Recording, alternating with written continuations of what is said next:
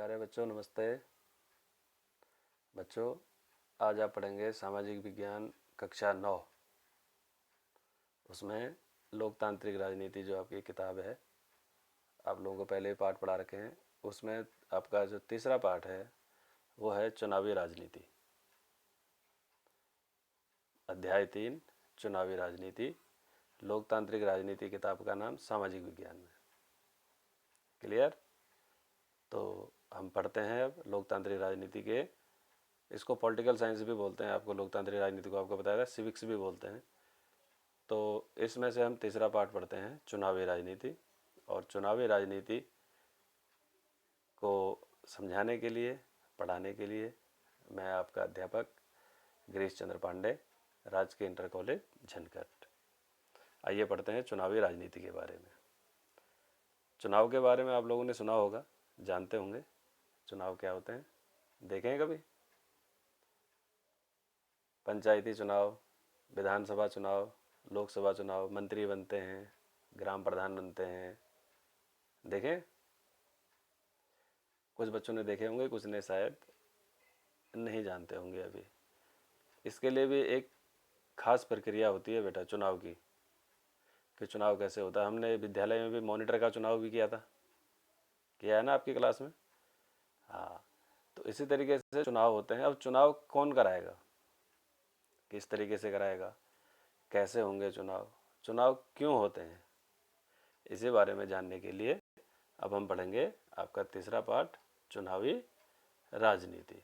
ठीक है? ठीक। अब देखिए, इसमें आपका चल रहा है चुनावी राजनीति में अध्याय 1 में हमने देखा कि लोकतंत्र के लिए यह न तो संभव है और ना ही जरूरी है कि लोग सीधे शासन करें। यानी कि हर व्यक्ति का शासन करना तो संभव नहीं है कि हर व्यक्ति प्रधानमंत्री बन जाए और हर व्यक्ति राष्ट्रपति बन जाए और हर व्यक्ति अपने हिसाब से सरकार चलाने लगे, ऐसा नहीं है। तो इसके लिए हमारे समय में लोकतंत्र का सबसे आम स्वरूप क्या है कि लोगों द्वारा अपने प्रतिनिधियों के माध्यम से शासन चलाने का। हम लोग अपने प्रतिनिधि के माध्यम से शासन चलाते हैं, देश को चलाते हैं। इस पाठ में हम देखेंगे कि किसी लोकतंत्र में प्रतिनिधियों का चुनाव कैसे होता है। यानी कि लोकतंत्र के बारे में मैंने आपको बताया था कि भारत एक लोकतांत्रिक गणराज्य है, भारत में लोकतंत्र है ना। तो अब लोकतंत्र में चुनाव होते हैं बेटा। लोकतंत्र में क्या होते हैं? चुनाव होते हैं। अब वो चुनाव कैसे होते हैं, क्यों होते हैं, इस अध्याय में हम देखेंगे कि किसी लोकतंत्र में प्रतिनिधियों का चुनाव कैसे होता है। हम शुरुआत यह समझने से करेंगे कि लोकतंत्र में चुनाव क्यों जरूरी और उपयोगी है। हम यह भी समझने की कोशिश करेंगे कि विभिन्न दलों को चुनावी प्रतिद्वंद्विता किस तरह लोगों को लाभ पहुंचाती है। विभिन्न दलों की चुनावी प्रतिद्वंद्विता किस तरह लोगों को लाभ पहुंचाती है। फिर हम यह सवाल उठाएंगे कि किन किन चीज़ों के कारण कोई चुनाव लोकतांत्रिक होता है। यानी चुनाव तो होते हैं, अब चुनाव में लोकतांत्रिक तरीके से चुनाव होना चाहिए, लोकतांत्रिक नहीं या गैर लोकतांत्रिक नहीं। इसी के सहारे हम लोकतांत्रिक और गैर लोकतांत्रिक चुनाव का अंतर समझ पाएंगे कि लोकतांत्रिक चुनाव क्या होते हैं और गैर लोकतांत्रिक चुनाव क्या होते हैं। अब इस अध्याय में हम देखेंगे कि भारत में हुए चुनाव के, भारत में जो अलग अलग राज्य हैं उन राज्यों में हुए चुनाव के उस पर मूल्यांकन करेंगे। और हम चुनाव के प्रत्येक चरण में यानी विभिन्न चुनाव क्षेत्रों के सीमा निर्धारण से लेकर चुनाव परिणामों की घोषणा तक, यानी चुनाव ये तो है नहीं कि पूरे देश में इकट्ठे हो रहे हों, ऐसा भी नहीं है। अलग अलग जगहों पे होते हैं, चुनाव के क्षेत्र होते हैं। अब उसमें सीमा निर्धारण भी होती है कि किसका क्षेत्र कितना होगा उसका, है ना। ये सब हम आगे देखेंगे कि ग्राम सभा का क्षेत्र कितना होगा, विधानसभा का क्षेत्र कितना होगा, लोकसभा का क्षेत्र कितना होगा, क्षेत्र के हिसाब से होता है ये। फिर हम चुनाव परिणामों की घोषणा कि कौन जीत रहा है और कौन हार रहा है। अब इसमें कितनी पार्टियां हैं, क्या हैं, ये सब हम इसमें देखेंगे कि चुनाव होता क्या है आखिर और किस तरीके से चलता है। हर चरण में हम यह सवाल पूछेंगे कि क्या होना चाहिए। अब इसके बीच में प्रश्न भी आएंगे और जो आप लोगों से पूछे जाएंगे और आप लोगों को बताना है। मैं आपसे पूछूंगा, बताऊंगा, फिर मैं ही बताऊंगा, लेकिन आप लोगों को अगर आप लोग ध्यान से सुनेंगे तो शायद उत्तर आप ही लोग भी दे पाएँ। और प्रत्यक्ष चुनाव में क्या होता है, एक प्रत्यक्ष चुनाव होता है, एक अप्रत्यक्ष चुनाव भी होता है। अध्याय के आखिर में हम इस सवाल पर विचार करेंगे कि भारत में हुए चुनाव निष्पक्ष और स्वतंत्र ढंग से हुए हैं या नहीं। ये भी ध्यान देने वाली चीज़ है कि जो चुनाव हुए हैं वो निष्पक्ष यानी बिना किसी का पक्षपात लिए हुए चुनाव हुए हैं और स्वतंत्र ढंग से हुए हैं, बिल्कुल स्वतंत्र, यानी उसमें कोई भी टीका टिप्पणी नहीं हुई है। यहाँ हम निष्पक्ष और स्वतंत्र चुनाव कराने में चुनाव आयोग की भूमिका पर भी विचार करेंगे। ठीक है बच्चों, अब चुनाव क्यों, चुनाव की ज़रूरत क्यों है, चुनाव की ज़रूरत क्यों होती है।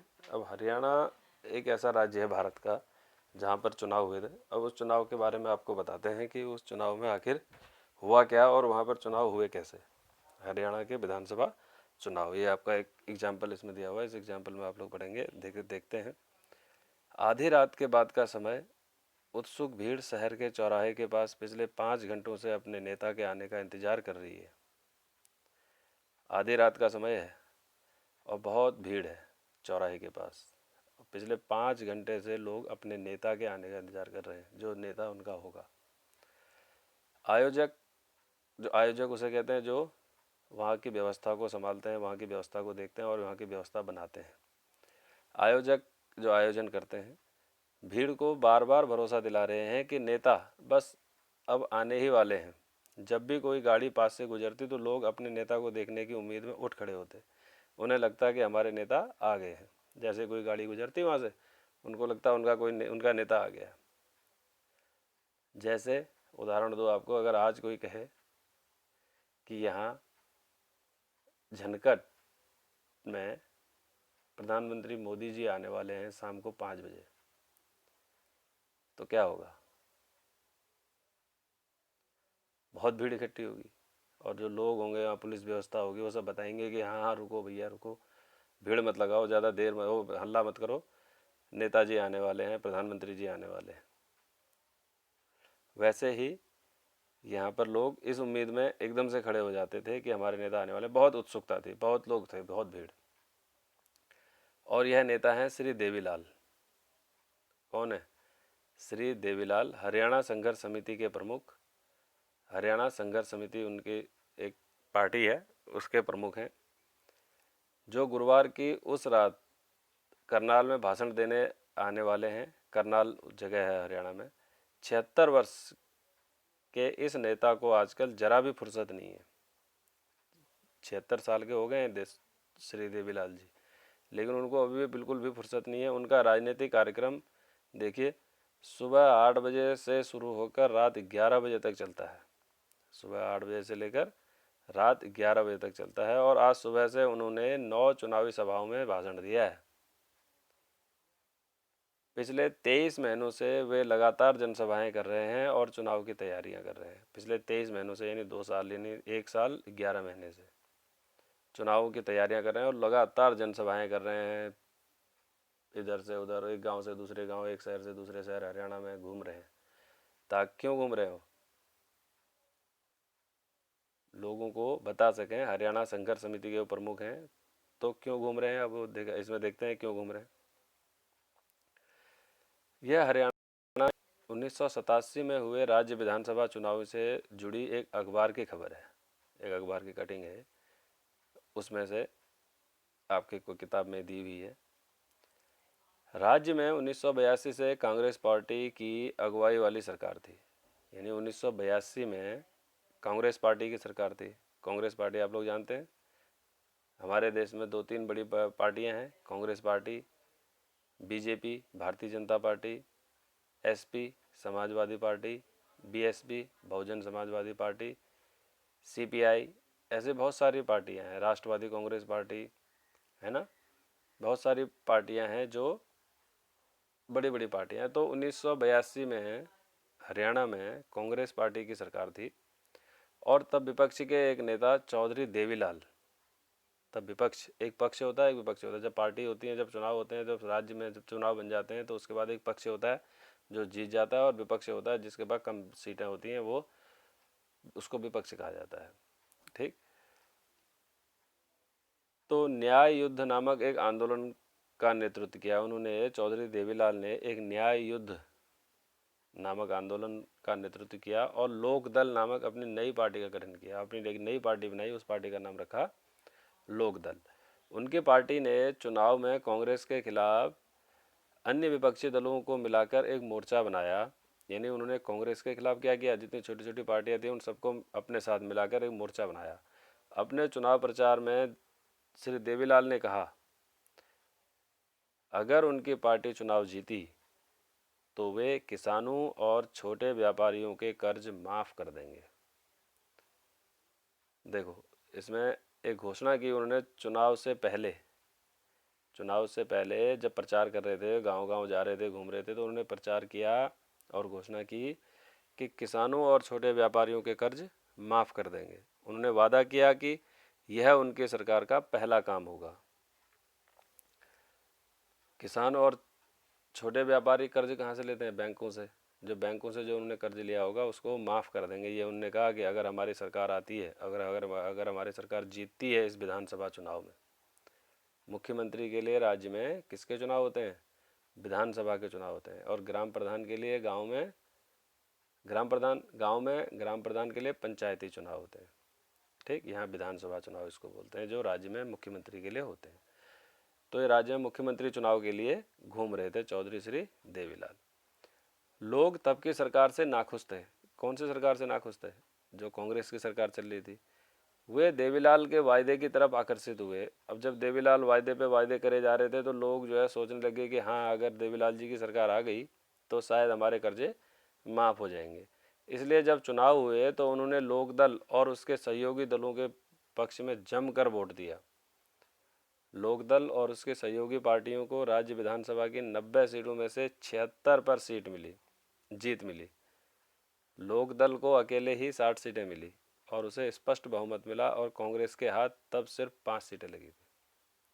अब देखिए, जिसकी सरकार थी उसकी सरकार को चुनाव के बाद जब चुनाव हुए हरियाणा में तो उसमें कितनी सीटें मिली? सिर्फ 5 सीटें मिली। और जो चौधरी देवीलाल घूम घूम के अपने चारों तरफ सभाएं कर रहे थे, लोगों को बता रहे थे, अपने वादे कर रहे थे, तो उनको कितनी सीटें मिली? 90 सीटों में से 76 सीट। यानी जो उनके छोटे छोटे दलों को मिला के उन्होंने एक मोर्चा बनाया था, उन सबको 76 सीट मिली। और अकेले जो उनकी पार्टी थी लोकदल, कौन सी थी? लोकदल, है ना। लोकदल जो उन्होंने पार्टी बनाई थी उसको कितने वोट मिले?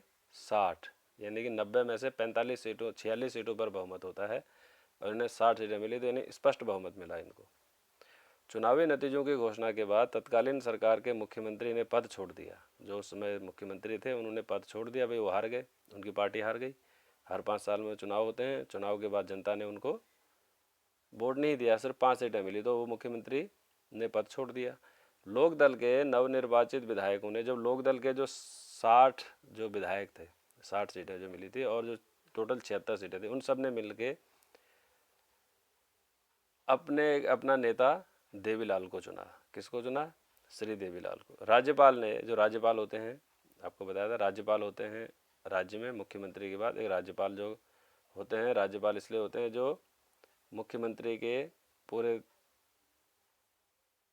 मुख्यमंत्री के कार्यों को और मुख्यमंत्री को निर्देश देने के लिए और राज्य में व्यवस्था, कानून व्यवस्था सब सही चल रही है कि नहीं चल रही, उन सबको देखने के लिए, मुख्यमंत्री निरंकुश न हो जाए, उस सबको देखने के लिए राज्यपाल की नियुक्ति होती है। तो राज्यपाल ने देवीलाल को नए मुख्यमंत्री के रूप में काम संभालने का निमंत्रण दिया और चुनावी नतीजों के घोषणा के 3 दिन के अंदर वे मुख्यमंत्री बन गए। और मुख्यमंत्री पद की शपथ लेने के तत्काल बाद उनकी सरकार ने एक आदेश जारी करके छोटे किसान, खेतिहर मजदूर, छोटे व्यापारियों के बकाया ऋण को माफ़ कर दिया। जो उन्होंने वादा किया था वो पूरा कर दिया। उन सब के जो ऋण थे उन सबको माफ़ कर दिया। कहा कि ये सब जो ऋण ले रखा है ये सब भरने की ज़रूरत नहीं है। उनकी पार्टी ने राज्य में 4 वर्षों तक शासन किया। अगले चुनाव 1991 में हुए। इस बार उनकी पार्टी को लोगों का समर्थन नहीं मिला। कांग्रेस पार्टी ने चुनाव जीता और सरकार बनाई। क्या आपको मालूम है कि राज्य में विधानसभा के पिछले चुनाव कब हुए? आपके राज्य में, हमारे राज्य में कब हुए थे? याद है? नहीं याद? 2017 में। फिर हमारे राज्य में विधानसभा चुनाव कब हुए? 2017 में। ठीक है। अब इसमें लिखा हुआ है आपके इलाके में पिछले 5 वर्षों में और कौन से चुनाव हुए? विधानसभा चुनाव हुए 2017 में, और इसके पिछले पहले बीच में और कौन से हुए 5 वर्षों के बीच में? अभी लोकसभा चुनाव हुए थे 2019 में, है ना। 2019 लोकसभा चुनाव यानी राष्ट्रीय चुनाव जिन्हें बोलते हैं, जिसमें प्रधानमंत्री राष्ट्रपति बनते हैं। ये विधानसभा चुनाव हुए थे हमारे, अभी जो हरियाणा की बात चल रही है इस पार्ट में, तो ये हुए थे 2017 में, है ना। और वैसे ही फिर पंचायत चुनाव हुए अभी हमारे 2019 में। ठीक। अब इसमें जो हमारे यहाँ से चुने गए सांसद कौन है? आपको मालूम है हमारे यहाँ के सांसद कौन है? कौन है हमारे यहाँ के सांसद, बता। हमारे यहाँ के सांसद कौन है? अजय टम्टा जी। कौन है? अजय टम्टा। और हमारे यहाँ के विधायक कौन है? हमारा नानकमता क्षेत्र में पड़ता है तो श्री प्रेम सिंह राणा जी। ठीक। और ग्राम प्रधान आप लोग जानते हैं, ठीक है। और सदस्य वगैरह, वार्ड मेंबर वगैरह आप लोग सब लोग जानते हैं अपने। तो आप लोग देखें इनको एक बार, आप लोग इनको लिख भी लें कि आपके सांसद कौन है, आपके विधायक कौन है और आपके पार्षद कौन है। अजय टम्टा कहाँ के हैं? अजय टम्टा नैनीताल विधानसभा से, है ना। अजय टम्टा कहाँ से हैं? नैनीताल विधानसभा से। माफ़ कीजिएगा, यहाँ पर थोड़ा सा आप लोगों को गलत बता दिया मैंने। अजय टम्टा जी हैं अल्मोड़ा संसदीय क्षेत्र से, और नैनीताल उधम सिंह नगर क्षेत्र से हैं अजय भट्ट जी। अजय भट्ट जी कहाँ से हैं? हमारे लोकसभा सांसद उधम सिंह नगर नैनीताल लोकसभा क्षेत्र से। कौन है हमारे लोकसभा सांसद इस समय, जो हमारे इस क्षेत्र के झंकाट, खटीमा, उधम सिंह नगर और नैनीताल, इसके कौन हैं? ये क्लियर है कि इसके हैं श्री अजय भट्ट जी। और जो आपके अल्मोड़ा, जो मैंने आपको अजय टम्टा जी का नाम बताया था, वो हैं अल्मोड़ा संसदीय क्षेत्र से। इसको क्लियर कर लीजिएगा, अल्मोड़ा संसदीय क्षेत्र से अजय टम्टा जी, और नैनीताल उधम सिंह नगर संसदीय क्षेत्र से श्री अजय भट्ट जी लोकसभा सांसद हैं इस समय हमारे। क्लियर है? ठीक है। अब देखते हैं कि जगदीप और नवप्रीत ने इस कक्षा को पढ़ा, यानी जैसे आप लोगों ने सुना वैसे ही जगदीप और नवदीप ने इस कक्षा को पढ़ा और निम्नलिखित निष्कर्ष निकाले। अब क्या आप बता सकते हैं कि इनमें से कौन से निष्कर्ष सही हैं और कौन से गलत? देखते हैं। या फिर इस कथा में दी गई सूचनाओं के आधार पर सही गलत का फैसला नहीं हो सकता है। देखते हैं। चुनाव से सरकारी नीतियां प्रभावित होती हैं। क्या चुनाव से सरकारी नीतियों में बदलाव हो सकता है? बिल्कुल हो सकता है। देखिए, चुनाव हुए तो सरकारी नीतियों में बदलाव हुआ, उन्होंने ऋण माफ़ कर दिया गरीबों का और किसानों का, है ना। तो सरकारी नीतियों में बदलाव हो गया। दूसरा, राज्यपाल ने देवीलाल के भाषणों से प्रभावित होकर उन्हें मुख्यमंत्री बनने का न्योता दिया? नहीं, राज्यपाल ने देवीलाल के भाषणों से प्रभावित होकर उन्हें मुख्यमंत्री बनने का न्योता नहीं दिया, बल्कि उन्हें मुख्यमंत्री बनने का न्योता इसलिए दिया क्योंकि पूरे राज्य में उनकी विधानसभा सीटें सबसे ज़्यादा थी और वो बहुमत दल के नेता थे, इसलिए उन्हें मुख्यमंत्री बनने का न्योता दिया गया।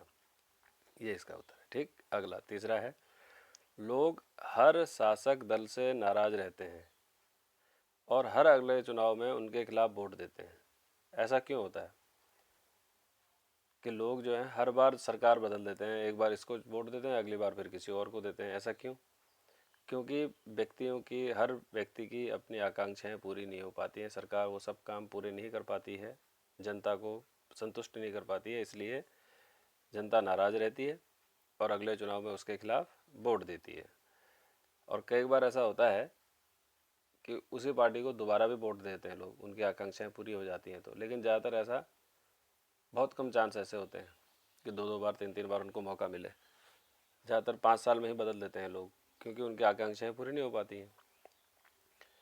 चुनाव जीतने वाली पार्टी सरकार बनाती है? चुनाव जीतने वाली पार्टी तो सरकार बनाती है जिसकी बहुमत हो। बहुमत यानी कि अगर 50 सीट ऐसे, जैसे विधानसभा की हरियाणा में 90 सीटें थी तो 90 में से 45 बराबर हो गई, 45 आधा हो गया, और एक सीट ज़्यादा 46 ज़्यादा हो गई तो उनके पास बहुमत हो गया, तो वो सरकार बना सकते हैं। इस चुनाव के बाद हरियाणा के आर्थिक विकास में काफ़ी मदद मिली, बिल्कुल। इस चुनाव से हरियाणा के आर्थिक विकास में काफ़ी मदद मिली, बिल्कुल मिली, क्योंकि लोगों के कर्जे माफ़ हो गए थे तो उन लोगों ने उस पैसे को कहीं और लगाया तो उसका विकास हुआ। अपनी पार्टी के चुनाव हारने के बाद कांग्रेसी मुख्यमंत्री को इस्तीफा देने की ज़रूरत नहीं थी, देना ही पड़ेगा, ये संविधान है, उत्तर है इसका। संविधान में लिखा हुआ है जितनी उसकी समय सीमा है उसको पूर्ण करने के बाद अगर आपकी सरकार दोबारा चुनाव में नहीं जीतती है तो आपको इस्तीफा देना पड़ेगा। तो ये इसका फर्स्ट पार्ट था, चुनावी राजनीति का फर्स्ट पार्ट है, ये मैं आप लोगों को भेज रहा हूँ। इसके बाद मैं आपको सेकंड पार्ट पढ़ाऊँगा, उसमें जरूर हम पढ़ेंगे कि चुनाव की ज़रूरत क्यों है, हमें चुनाव की ज़रूरत क्यों है, ये हम पढ़ेंगे इसके सेकंड पार्ट में। धन्यवाद।